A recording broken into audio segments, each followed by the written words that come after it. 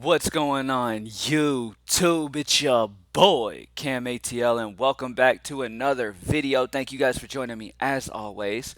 And in this video, we are going to break down the Monday night showdown game between the Rams and the Tampa Bay Buccaneers in Tampa Bay. Now, this game immediately, the first thing you think about is, damn, we've got some good defenses in this game. And that is 100% accurate. Both of these defenses are top in the majority of categories, okay? There's a few spots where you could take advantage, possibly. Obviously, one of these teams are going to score. Both of these teams are going to score. It's just how much. You know, it could easily turn out to be a ground and pound game. Whereas both of these teams have done solid against the run. Both of these teams have been solid against the pass. Both of these teams are just defensively solid. So I would not be surprised to see this be one of those Monday night football games where there's not a ton of points put up. Maybe there's a lot of kickers involved. Maybe there's a lot of kicking going on, which the kickers could end up being sneaky in this one because maybe they stall out in the red zone due to the defense being so good. So we'll talk about it. Let's get straight into it. Not going to waste too much of your time. Drop a like down below for your boy. Subscribe to the channel if you haven't already. And let's get to it. All right. By the way, comment who you think is going to be the highest scorer in this game. I'm interested. I'm going to make my prediction. I'm going to go with Cooper Kupp. And I'm going to go with he scores 22 DraftKings points. Okay?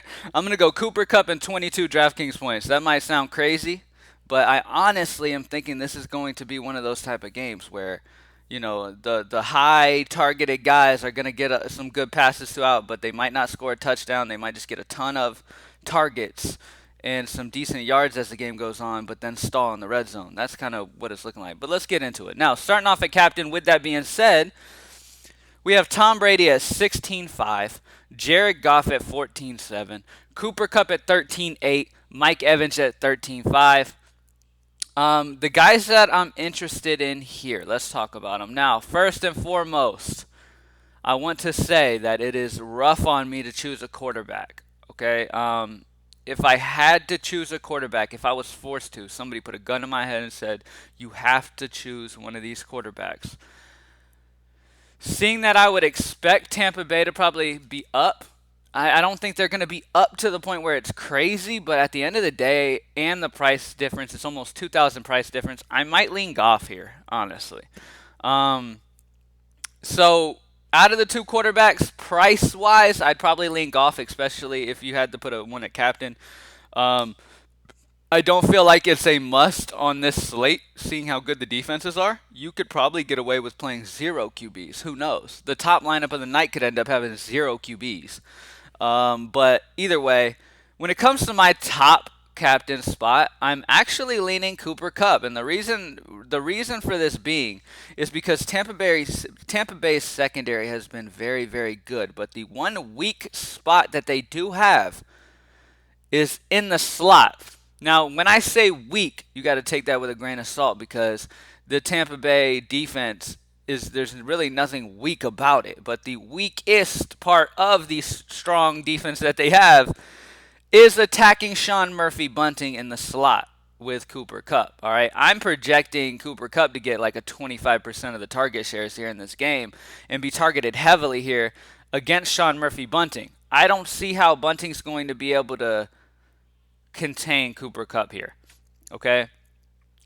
Cooper Kupp is a guy that obviously is just super consistent. When him and Goff are on, they are on. All right? Sean Murphy Bunting gives up 0.48 fantasy points per route ran.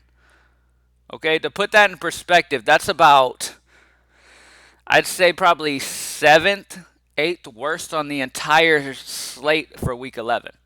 Okay, all of week 11, that's probably 7th worst. Okay, Sean Murphy Bunting. Outside of him, the other worst ones was like, we had Lamar X Jackson playing the right side of the Jets defense, which is why Keenan Allen ended up fucking smashing, because Jalen Guyton did solid too.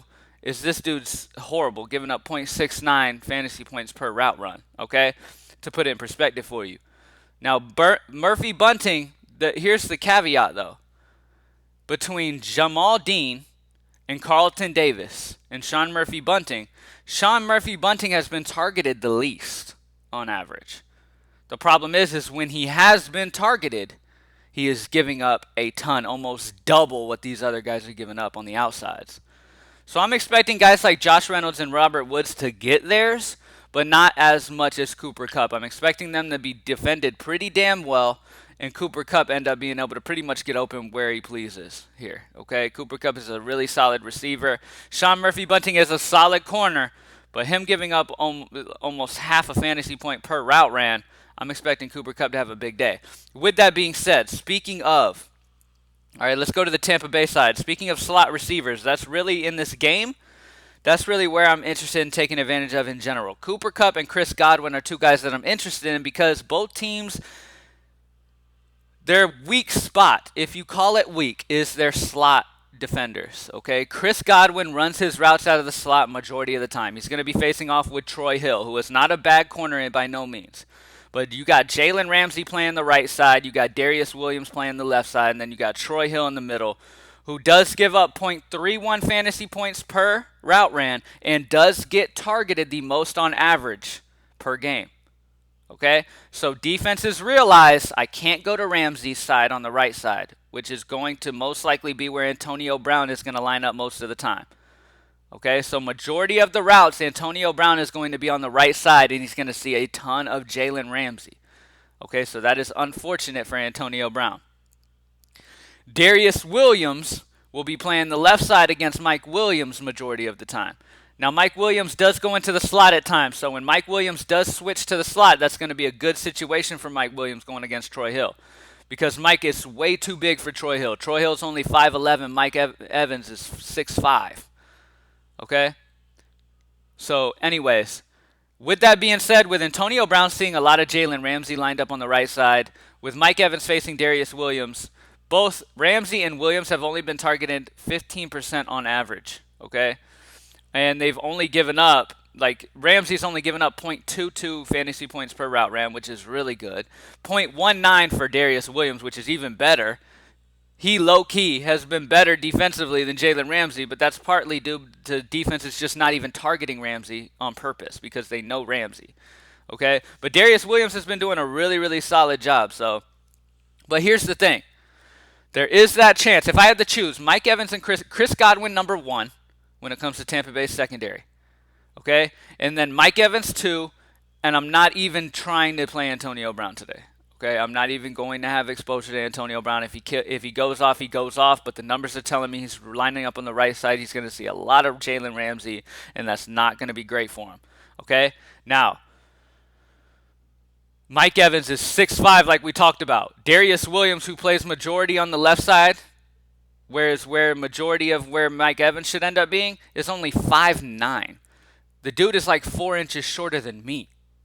Okay, Mike Evans towers over him. So those jump balls, once Tampa Bay gets into the red zone, I could see Mike Evans eating there. But anyways, Jared Goff and Chris Godwin are the guys that I'm leaning towards the most because Godwin's 12'6". He's cheaper than Mike Evans and has the overall better matchup straight up. Okay, and Cooper Kupp, out of anybody, has the best matchup on the slate. Because like I said, Cooper Kupp's going against Murphy Bunting, who's given up 0.48. To put that in perspective, remember, Jalen Ramsey was at 0.22. Okay, so that's double. Okay, so Cooper Kupp has the overall best matchup that you can have here, and he is the guy that I'm going to put at captain because I'm expecting the Rams to throw a lot, have to throw and be behind in this game. If there's going to be somebody behind, I would project it to be the Rams with Tampa Bay being at home and Cooper Kupp getting a lot here. Okay? Now, with that being said, we've talked a lot about how this game could possibly be a ground and pound. So Ronald Jones, solid option. Now, a guy that I'm really interested in due to price is Leonard Fournette.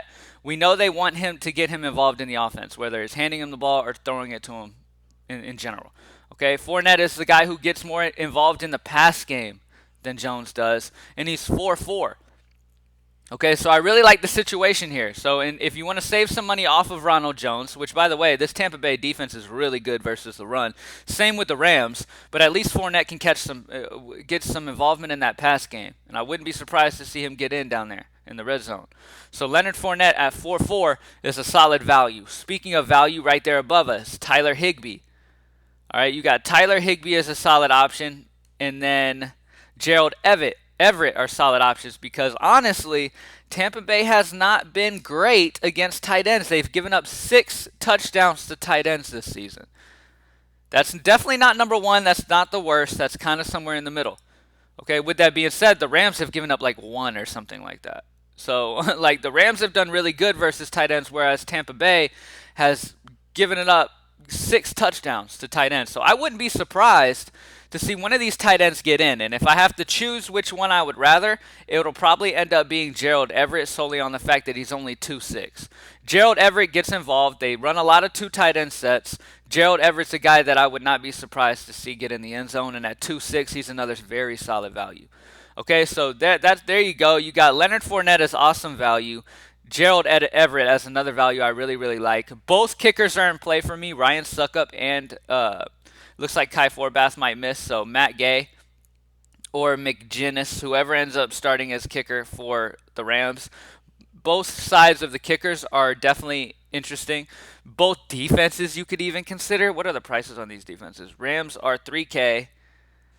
And Tampa Bay is 3.8. So both defenses could end up being pretty solid, getting like 7s, around 7 or 8 or so.